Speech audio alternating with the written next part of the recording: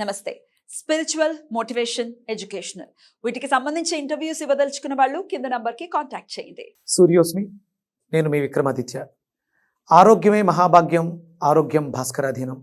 ఆదివారం మద్యం, మాంసం, మైదనం వద్దు, ఆరోగ్యం ఐశ్వర్యం వద్దు. మీరు ఆచరించండి, 10 మందిని ఆచరింపచేయండి.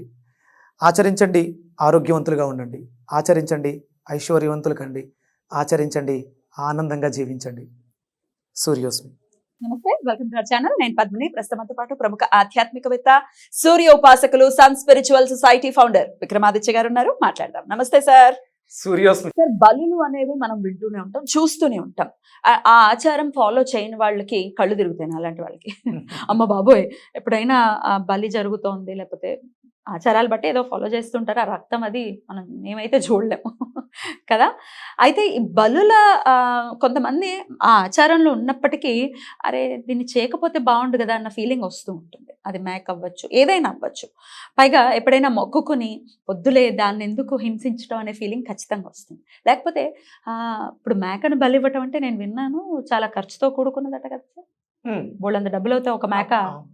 ఆ మేక కాస్ట్ ప్లస్ అక్కడ మళ్ళీ దాని వండి తినడానికి బంధువులందరిని పిలవాలి, అంత పెద్దదే కదా. రైట్, అదంత పెద్ద కాస్ట్. అంత స్తోమత, ఏదో మొక్కేసుకున్నాం కానీ ఆ స్తోమత ఇప్పుడు లేకుండా పోయింది. మరి ఇవ్వకపోతే అమ్మవారు ఆగ్రహిస్తుందా, లేకపోతే ఇంకోటి అన్న ఆలోచనలతో కూడా కమెంట్లు పెట్టిన వాళ్ళు చాలా మంది ఉన్నారు. మేము ఇలా బలి అనుకున్నాము కానీ చేయలేదు, మమ్మల్ని ఏం చేయమంటారు అనేసి. అసలు ఈ బలి కాన్సెప్ట్ ఏంటి సార్? అసలు మన సనాతన ధర్మంలో ఉందా బలి కాన్సెప్ట్? చెయ్యకపోతే భగవంతుడు వచ్చేసి మళ్ళీ మిమ్మల్ని బలి చేస్తారు కదా. మరి మీ ఇష్టం వచ్చి మొక్కేసుకుంటారు, తీర్చరా? దేవుడు కమిషనర్ ఏజెంట్ కదమ్మా. మీరు మొక్కేసుకుంటే అప్పుడు మీరు ఇచ్చే మేకని తిని బతకాలి ఆయన, లేకపోతే మనం ఇచ్చే కోడ్నో దాన్నో ఆయన తింటే తప్ప బతకలేడు. కాబట్టి మీరు ఇవ్వకపోతే ఆయన కోపం వస్తుంది. ఇలా ఉంది పరిస్థితి, మీరు చెయ్యాలి, తప్పదు. అది ఉంది కాబట్టి ఇప్పుడు మన పెద్దమ్మ తల్లి గుళ్ళ దగ్గర చాలా దేవాలయాల్లో చాలా మంది చేస్తున్నారు కదా, మీరు ఎలా కాదంటారు? నాకు నాలెడ్జ్ లేదు సార్, మీరు చెప్తే వింటాను. నేను కూడా సార్ అజ్ఞానంలో ఉన్నప్పుడు అంటే అందరం కూడా అక్కడే ఉంటాం. అందుకనే మనకి అధ్యయనాలు, వేదాలు, పురాణాలు, ఇతిహాసాలు తెలుసుకోవాలి, పెద్దల్ని ఆశ్రయించాలి. ఎందుకు అంటారంటే అందుకే జ్ఞాన జ్యోతిని వెలిగించాలి. ఇక్కడ అంటే నేను ఎందుకు అజ్ఞానంలో ఉన్నానంటే, మనకి తుని దగ్గర తలుపులమ్మ లోవ, నేను ఒకసారి బలి ఇచ్చినట్టున్నాను. వీరుళ్ళమ్మకే మా ఊర్లో మేకని ఏదో ఇల్లు కట్టినప్పుడు ఇవ్వాలని అన్నారని ఇచ్చాం, మనకు తెలీదు. ఎన్నాళ్ళ క్రితం సార్? ఇప్పుడు అసలు ఈ ఆధ్యాత్మికత ఈ కోణం లేదు అప్పుడు, అసలు జీరో. ఆబ్వియస్లీ ఇందులో ఉన్నప్పుడు ఎలా చేస్తారు? అప్పుడు చేయడం జరిగింది. తర్వాత రెగ్యులర్గా ఎవరన్నా పిలిస్తే తలుపులమ్మ లోవలోకి వెళ్ళడం. ఆ తర్వాత అక్కడికి మనకి సీతపల్లి, రాజానగరం అటు సైడు అంత కొండలు, సీతపల్లి అమ్మవారు ఇవన్నీ ఉంటాయి. అవన్నీ ఇక్కడ అదే సాంప్రదాయం, అదే ఆచారం. మొక్కుకుంటారు, నాకు ఈ పని జరిగితే మేకను బలిస్తాను, లేకపోతే కోడిని బలిస్తాను అని చెప్పేసి అని మనతో పాటు మేము ఎలాగో నాశనం అయిపోతున్నాం, మేము ఎలాగో తగలబడిపోతున్నాం, మీరు కూడా రండి అని చెప్పేసి ఆ బంధువుల్ని వాళ్ళని తీసుకువెళ్ళి అక్కడ పాపాన్ని పంచుతారు. పాపాన్ని అందరికీ పంచిపెట్టి ప్రసాదం కింద ఇస్తాం. ఇది మనం అందరం చేసే పనే. నేను చాలాసార్లు చెప్పాను, అక్కడ మనకి పెద్దమ్మ తల్లి గుడి దగ్గర కూడా అదే జరుగుతుంది. ఇది ఫస్ట్ మనం తెలుసుకోవాల్సింది ఏంటంటే, శాస్త్రం తెలిసినటువంటి పెద్దల దగ్గరికి వెళ్ళి ఈ బలిహరణ అంటే ఏంటి, మొక్కుకున్న కోరిక అంటే భగవంతుడు నువ్వు కోరికకి నేను ఇది ఇస్తాను అంటే తప్ప అది ఇవ్వడా? ఎక్కడున్నాడు భగవంతుడు? ఫస్ట్ మనకు అది తెలియాలి. ఇక్కడ మనం మేక, దున్నపోతు ఇలా మాట్లాడుకున్నప్పుడు అంటే శాస్త్రంలో పిల్లి అంటారు. పిల్లి అంటే మోసపూరితనం, దొంగతనం. ఎవరు చూడట్లేదు అంటే అది కళ్ళు మూసుకుని పాలు తాగుతున్నాను, ఎవరు చూడట్లేదు అనుకో. అసలు పాలు తాగి వెళ్ళిపోయిన సంగతి కూడా మనకు తెలియదు, శుభ్రంగా తాగి. అలాగే మేకపోతు. మేక అంటే మనకి చూడండి, మీకు మేకలే కొట్టుకుంటాం, మళ్ళీ వేరే జంతువుతో తలపడదు. అది మూర్ఖంగానా? కొండ అంచులు కూడా ఎక్కేస్తుంటుంది. అంటే దానికి ఆ సామర్థ్యం ఉంది. ఆ సామర్థ్యంతో పాటు ఉన్న మూర్ఖత్వం వల్ల అవి రెండు ఢీకొంటూ ఉంటాయి. మేక జాతికి సంబంధించి పొట్టేళ్ళు వస్తాయి, పోట్లాటకు ఇస్తున్నాం. అంటే మామూలు మేకలు కూడా చిన్న చిన్నగా అప్పుడప్పుడు దెబ్బలాడుకుంటాయి, అంత పెద్ద హోరాహోరీ జరగదు. కానీ అలాగే తన ఓనర్ ని కూడా చాలా మూర్ఖంగా నమ్ముతుందని వింటాం. అంటే ఇప్పుడు చూడండి, మీరు బలికి తీసుకెళ్తున్నాడంటే మేకపోతు బకరా బకరా అంటారు. బకరా అంటారు. దానికి మెడలో దండేసి పట్టుకెళ్తుంటే ఓ అని ఎగురుతూ వెళ్తుంది.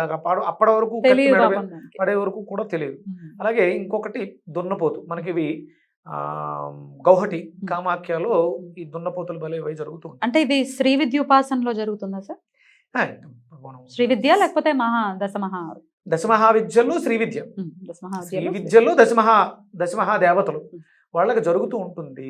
ఇదంతా కూడా ఎలా వచ్చిందంటే అది చదివేటప్పుడు వాళ్ళు శాస్త్రంలో చెప్పినటువంటి మార్జాలము బలిహరణ అనేది ఒక పదం వచ్చింది. అట్ల గురించి చదవదు కానీ మన గురువు గారు చాగంటి కోటేశ్వరరావు గారు మాట విన్నది మాట్లాడుతున్నాను నేను. నేను కూడా ఎలా మాట్లాడానంటే ఓకే మీకు ఏదో మొక్కుకున్నారు బలి ఇవ్వాలి, ఆదివారం తప్పు చేస్తే ఆదివారం మాంసం తింటే తప్పు, అప్పుడు మరి ఆ మాంసాన్ని బలి ఇవ్వడం కూడా తప్పు. మనకి ఎంత శాస్త్రం చెప్పిందంటే ఆదివారం ఉసిరికాయ తింటే తప్పు, నలుపులు. ఇక్కడ నలుపు అంటే అజ్ఞానం, చీకటి, మాయ కదా. పిల్లి, నల్ల పిల్లి, నల్ల మేక, దున్నపోతు, ఇవన్నీ కూడా నలుపు. అక్కడ ఉసిరికాయ అంటే నలుపులు అంటాం దాన్ని. అది కొయ్యటం కూడా తప్పు, చెట్టు నుంచి కొయ్యటం తప్పు, మనం తినడం తప్పుకు వెళ్ళిపోయింది. అది నలుపు అంటే శనికి సంబంధించింది. శని ఎవడమ్మా? ఆయన కొడుకు, సూర్య భగవానుడు కొడుకు. వాహనం ఏంటి? కాకి. యముడు ఎలా ఉంటాడు? దున్నపోతు. ఇక్కడ బలి ఇమ్మన్నది ఏంటి అంటే మీలో ఉన్నటువంటి ఈ గుణాలని. అంటే ఏంటి? మనం ఒకడు పిల్లి తీసుకుంటే దొంగతనం, మోసపూరితనం, అంటే అవతల వాడికి తెలియకుండా మనం తస్కరించడం ఏదైనా కావచ్చు, దాన్ని బలి చేయాలి. నీలో నువ్వు బలిహరణ చేయాలంటే దాన్ని బలివ్వు. భగవంతుడి దగ్గరకు వెళ్ళి ఇది వదలాలి. మీకు కాశీ వెళితే వదిలేయాలంటారు, గుర్తుందా? అవును. ఏం వదిలేయాలమ్మా? కాయపండ వదిలేయాలి, అంతేనా? అదే వదిలేస్తుంటారు. కాయాపేక్ష, ఫలాపేక్ష. కాయం అంటే ఏంటి? శరీరంలో ఉండేటువంటి అరిషడ్ వర్గాలు. కాయం కోరిక, కాయం కోరుకునే కోరికల్ని విడిచిపెట్టు.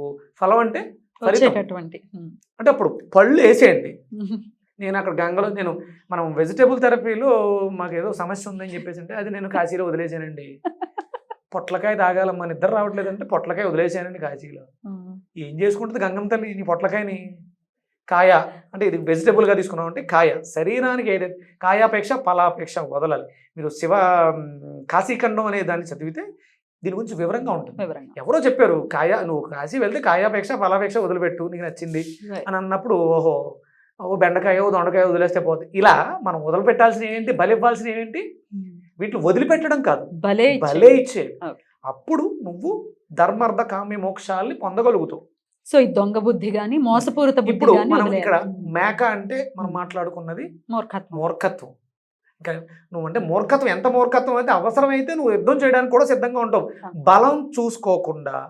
అలాగే మూర్ఖత్వం ఎంత అంటే నమ్మకంలో నీ ప్రాణాపాయ స్థితికి వచ్చినా కూడా అంత నమ్మి కూడా వెనకాల వెళ్ళిపోతావు. వాళ్ళు ఈ మేకలు గొర్రెలు తిరుగుతూ ఉంటాయి, బకరా ఒకటి వెళ్తే దాని అంటే తిరుగుతుంటాయి. ఇది పొరపాటున తిరుగుతున్నామేమో అనుకో, అక్కడక్కడే తిరుగుతుంటాయి, అంటే అది మూర్ఖత్వం. దాన్ని పెట్టాలి. దున్నపోతు మరి దేనికి సంకేతం సార్? ఇక్కడ ఏదైతే మూర్ఖత్వం ఉందో, మూర్ఖత్వం ఎందువల్ల వస్తుంది? భయం అనేది. అంటే మన శరీరంలో ఇవన్నీ కూడా మన మూలాధార చక్రానికి సంబంధించినవి అన్నీ కూడా.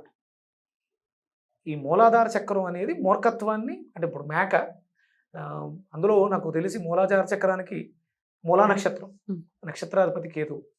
అంటే అక్కడ మనం తెలియని ఇది వస్తుంది. దొంగతనానికి కూడా కారకుడు కేతువే, చీకటి. అది అంటే ఉన్న స్థానాలను బట్టి మోక్షాన్ని కూడా అదే ఇస్తుంది. మళ్ళీ కేతువు మోక్షకారకుడు కూడా. అంటే నువ్వు దాన్ని విడిచిపెడితే దీంట్లోకి వస్తావు. అసలు ముందు దేవుడు అసలు లేడు అని వాదించేవాళ్ళు కేతు ఆధిపత్యం ఉన్నవాళ్లే. దేవుడు భీకరంగా ఉన్నాడు, రెండిట్లకి అల్టిమేట్ ఈ కేతు ఇస్తూ ఉంటాడు. ఇక్కడ ఆ మూలాధారం బాగాలేకపోతే పిరికితనం అనేది ఆత్మనున్యతా భావాన్ని తీసుకొచ్చి ఆత్మహత్యం చేసుకునేలా చేస్తుంది. అంటే ఈ కాయాన్ని విడిచిపెట్టి, అంటే ఈ కాయం లోపల ఉన్నటువంటి ఆత్మని చంపడానికి చేస్తుంది. భయం అంత ప్రమాదమైంది. సో భయాన్ని బలివ్వాలి, భయాన్ని, మూర్ఖత్వాన్ని, దొంగతనాన్ని, అవి బలి ఇవ్వటం అంటే అది. అంటే భగవంతుడు దుర్మార్గుడమ్మా. ఇప్పుడు నీకంటూ ఒక పర్పస్ ఉంది కదా. నీ జీవితాన్ని ఇక్కడ చిదివేయడం అంటే నువ్వు జీవ పరిణామ క్రియలో నువ్వు ఉన్నత స్థితిని చూడాలి. ఒక మేక దాని జీవిత కాలం స్పాన్, ఒక మనిషి ఆయుర్దాయం 120 సంవత్సరాలు, కుక్క ఆయుర్దాయం 26 సంవత్సరాలు, ప్రతి జంతువుకి ఉంది. Decide అయ్యి ఉంది. ఆల్రెడీ ఉన్నాయి. అవును. ఆ జీవ పరిణామ క్రియలో అది పూర్తిగా చూస్తే ప్రకృతి సహజంగా మరణిస్తే అది నెక్స్ట్ లెవెల్కి వెళ్తుంది. అది వెళ్లకుండా మనం ఇక్కడ ఆపేస్తున్నాం. నీ కోసం నీ అభ్యున్నతి కోసం, లేకపోతే నీ స్వార్థం కోసం, నీ కోరిక తీరడం. అది కుతుడికి నాకు అది ఇస్తే నీకు అది ఇస్తాను అని ఆశ పెట్టడం. ఆశగా కోరిక. మొక్కు అంటే ఆఫర్, Correct. అంటే ఆశ. ఆఫర్ చేస్తున్నాం ఈశ్వరుడు. అది వేరే దాని మీద ఆధారపడింది. అది 100% నిరాశే. Right. దానివల్ల నో యూజ్. Right. మార్చుకోవాలి. బలులు ఇవ్వటం అనేది దాని అంతరార్థం ఏంటో తెలుసుకోవాలి. మనలో ఉన్న గుణాలని బలి ఇవ్వాలి అని చెప్పారు. బ్యూటిఫుల్ సార్, చాలా చాలా చక్కగా వివరించారు మాకు. ఇప్పుడు డెఫినెట్ గా అయ్యో మేము ఇవ్వలే, చాగంటి వారు చెప్పినప్పటికీ ఆయన బోల్డ్ అంత సాధన చేశారు. ఆయన కూడా వ్యాసుల వారిని కీర్తిస్తూ ఉంటారు కదా. సో ఆయన శిష్యులు అన్నప్పుడు డెఫినెట్ గా దాన్ని అడ్మిట్ చేయాలి. ఆ అడ్మిట్ లోనే వినయం కనపడుతుంది. అద్భుతం sir, thank you so much. నమస్తే. సూర్యోస్